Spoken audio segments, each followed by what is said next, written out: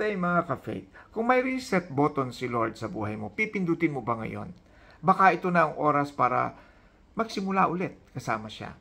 Sabi sa Isaiah 43 verse 19, "See, I am doing a new thing. Now it springs up. Do you not perceive it? I am making a way in the wilderness and streams in the wasteland."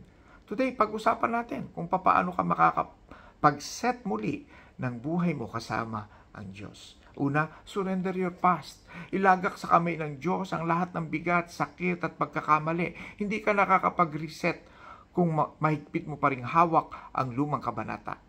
And then embrace the new. Yakapin ang bagong ginagawa ng Diyos sa buhay mo. Sabi niya, I will do a new thing. Kaya buksan mo ang puso mo sa pagbabago na siya mismo ang nagdala. And then take the next step. Huwag manatili sa lumang daan. Lumakad ka sa direksyong tinuturo niya.